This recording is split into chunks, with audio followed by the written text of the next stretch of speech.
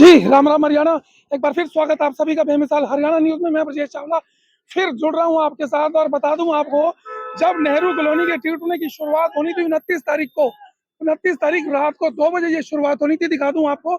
और ये खबर हमने सबसे पहले आपको दिखा दी थी और 30 तारीख की सुबह 6:30 बजे खबर दिखाई थी कि इस कॉलोनी में तोड़फोड़ होने वाली है, बहुत बड़ा अभी यहाँ पर हंगामा होने वाला है। दिखा दूं आपको, ये जो गुड़गांव रोड की तरफ जा रही है, सैनिक कॉलोनी की मोड़ है ये, सैनिक कॉलोनी का रोड जो कि बिल्कुल बंद पड़ा है। 29 तारीख रात से यहाँ पर जो है तोड़फोड़ की कार्रवाई शुरू की। 29, 30, 1, 2, आज 3 तारीख है। ये देखें, बैरिकेड लगा दी गई, बंद, कोई गाड़ी यहाँ से नहीं आ पा रही।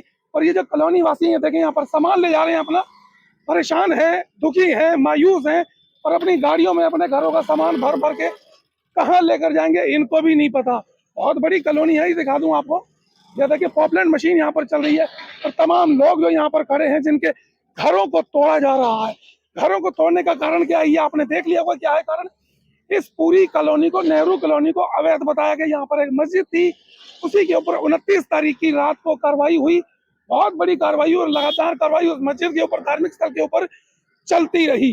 पुलिस की जो तादाद है, बहुत बड़ी तादाद में पुलिस प्रशासन यहाँ पर मौजूद, सिविल ड्रेस में यहाँ पर मौजूद है। महिला पुलिसकर्मी भी यहाँ पर है, पता ही नहीं चल रहा कि पुलिस वाले कहाँ कहाँ खड़े हैं, कहीं कोई अनहोनी घटना ना घट जाए, इसीलिए तमाम पुलिस कर्मचारी और अधिकारी यहाँ पर मौजूद है। ये दिखा दूं आपको, जो पॉपलैंड मशीन है, देखें एक चल रही है, सामने जो 2 मंजिला इमारत थी, मकान था, उसको तोड़ दिया गया, हटा दिया गया है। और ये देखें, ये दूसरी, तीसरी, चौथी मशीन, लगातार मशीनें चल रही हैं। ये देखें आप, जो लोग हैं सामने खड़े हैं, देख रहे हैं उनका मकान किस तरीके से तोड़ दिया गया, टूटा है। और ये मशीन देखिए, अब ये सामान उठाएगी यहाँ से, और उसके पीछे ट्रक चल रहा है, सारा का सारा मलबा भी साथ के साथ हटा जा रहा है। लेकिन 2 सवाल बड़े महत्वपूर्ण हैं। आप सभी शहरवासियों से, नगर निगम के अधिकारियों से 2 सवाल करना चाहूंगा। अगर ये कॉलोनी अवैध है या थी, तो इसको पहली बात बसने क्यों दिया गया? और बसने दिया गया तो यहाँ पर बिजली के मीटर लग गए, पानी के कनेक्शन हो गए, किसने दे दिए कनेक्शन? नगर निगम ने दिए। किस बिहाव पर दिए ये कनेक्शन, कैसे दे दिए? और इतने लंबे चौड़े स्तर पर ये बिल्डिंग बन गई, किसने बना दी, किसने बसा दी? और अब जब सरकार के आदेश आए, कोर्ट के आदेश आए, कानून के आदेश आए, थोड़ा सा आगे आए आप, ये मशीन देखें तैयार है, मलबा उठाने के लिए तैयार, ये देखें। तो इतने बड़े स्तर पर अब कार्रवाई हो रही है, किसके आदेश पर यह कार्रवाई हो रही है? अगर अवैध है तो बसाते ही क्यों है? उसको समय से पहले क्यों नहीं तोड़ दिया जाता, बसाने ही ना दे? और दूसरी बात ये भी मैं बता दूं, जो अनुमान लगाए जा रहे हैं वो ये कह रहे हैं कि जो बसावट कर दी गई, अब उसको तोड़ा जा रहा है। दुनिया भर की पॉपलैंड की मशीनें यहाँ पर लगा दी, जेसीबी का पंजा ये रहा, अभी चलेगा, कितना डीजल फूकेगा, कितनी लेबर, ये देखें आप, ड्राइवर गाड़ी में है, मशीन तैयार, ड्राइवर गाड़ी में है, मशीन तैयार, पीछे ट्रक खड़ा है, उसमें मलबा डाला जाएगा, ये पॉपलैंड चल रही है। इनके जो डीजल खर्च होगा, इनकी जो लेबर खर्च होगी, ठेकेदार द्वारा दी जाएगी, कितना पैसा लगेगा? फिर हजारों लाखों रुपए इस तोड़ फोड़ में खर्च होंगे। और ये तोड़ फोड़ में हजारों लाखों रुपए खर्च ना होते अगर इस कॉलोनी को बसने ही ना दिया जाता। एक बात और बता दूं आपको कि एक बड़ा बम और फूटेगा, यह कार्रवाई कहां दूर तक जाएगी आप सोच भी नहीं सकते। पूरी कॉलोनी जो है ये 17 नंबर चुंगी तक बसी हुई है, और ऐसा कहा जा रहा है कि ये पूरी कॉलोनी ध्वस्त कर दी जाएगी, नेस्तनाबूद कर दी जाएगी, जमीन तोड़ कर दी जाएगी, पूरी कॉलोनी को तोड़ दिया जाएगा। तमाम लोग हैं, ये देखो घरों के सामान ये पड़े हुए हैं यहाँ पर।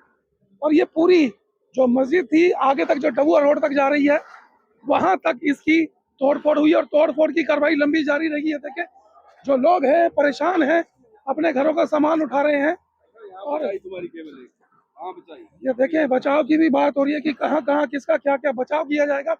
आपको एक चीज और बताना चाहूंगा मैं कि अभी अगली कार्रवाई कहाँ पर होनी है, ऐसी और भी कई कॉलोनियां हैं, बस्तियां हैं जो अवैध रूप से बसी हुई हैं, बसावट कर दी गई, उनके ऊपर भी बड़ी ही जल्द कार्रवाई होनी है। ये भड़कल है, भड़कल विधानसभा है, और यहाँ के विधायक जो है धनेश अतलक्का हैं, राज्य मंत्री कृष्णपाल गुर्जर है, उन्होंने कह दिया जो भी अवैध होगा कहीं छोड़ा नहीं जाएगा, सबको तोड़ दिया जाएगा, नेस्ते नाबूद कर दिया जाएगा।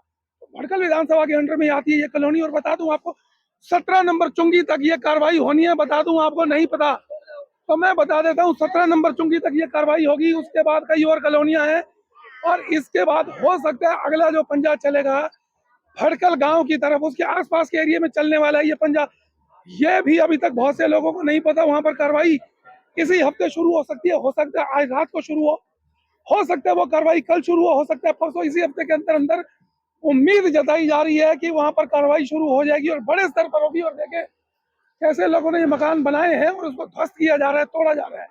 ये देख रहे हैं आप, एक ही सवाल बार बार आम लोग जो कि सामने भी नहीं आना चाहते और फिर पूछते हैं कि भैया कॉलोनी को बसावट क्यों कर दी जाती है, क्यों बसा दिया जाता है और फिर बाद में तोड़फोड़ की जाती है, जब लोग इसके ऊपर लाखों रुपया खर्च कर देते हैं। बिजली के कनेक्शन होते हैं उनके पास, पानी के कनेक्शन होते हैं, हाउस टैक्स देन आते हैं, अवैध है लेकिन कनेक्शन तो ले लिए उन सभी ने। तो भैया मीटर कैसे लग जाते हैं अगर अवैध है तो, और है तो तोड़ो। और लोग, हालांकि कुछ लोग परेशान है जिनके मकान, और कुछ लोग खुश है जो यहाँ से रास्तों से जाते हैं, परेशान होते हैं कि जाम लगता है, ऐसे कई जगह पर जाम लगता है।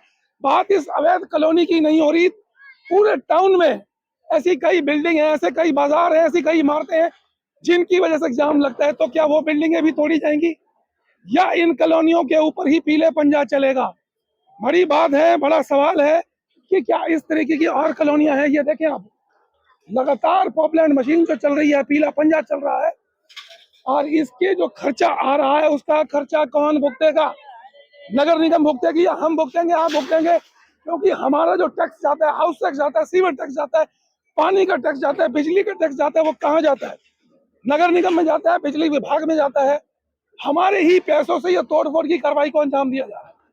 तो सरकार से निवेदन करेंगे हम, सरकार के जो नुमाइंदे हैं उनसे निवेदन करेंगे, माननीय सुप्रीम कोर्ट से निवेदन करेंगे कि ऐसे आदेश दिए जाएं, जरूरी है।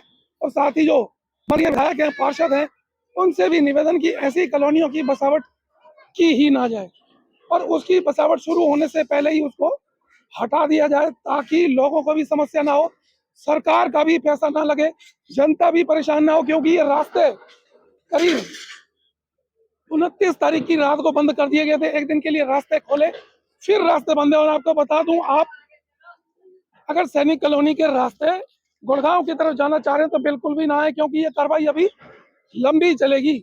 और लंबी कार्रवाई की वजह से कहीं कोई हादसा ना हो, किसी गाड़ी की दुर्घटना ना हो, नुकसान हो, तो ये रास्ते रहेंगे बंद। फिलहाल आप इस रास्ते का इस्तेमाल ना करें, बाहर रोड से रिंग रोड कर सकते हैं, जो भड़कल गांव है उस वाली रोड सीधी आप निकल सकते हैं, उस रास्ते का इस्तेमाल करें, इस तरफ ना आए। फिर बता दूं, यहाँ पर कार्रवाई अभी लंबी चलनी है, बड़ी दूर तक ये तोड़फोड़ होने वाली है।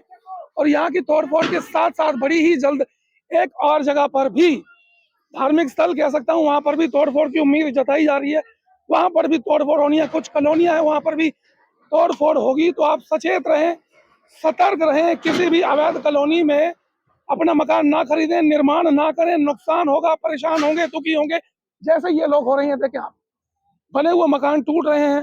फिर कह दूं, अगर कॉलोनी अवैध है तो इसके वैध करने का भी कोई ना कोई तरीका तो हो गई, और अवैध थी तो इसको बसावट दी क्यों गई? ये कड़े सवाल हैं। और ये जो लेबर लग गई, इसमें गाड़ियां चल रही हैं डीजल, इसमें भी कहीं ना कहीं ऐसा लगता है कि कुछ ना कुछ समझ सकते हैं मैं क्या कहना चाह रहा हूँ। तो इस कॉलोनी की तो तोड़फोड़ शुरू होगी, अगली तोड़फोड़ होनी है वो भी दिखाएंगे आपको। समय से पहले जुड़े रहे मेरे साथ, फिर लाइव होंगे, दिखाएंगे शहर की तमाम खबरें। तब तक के लिए नमस्कार, जय हिंद।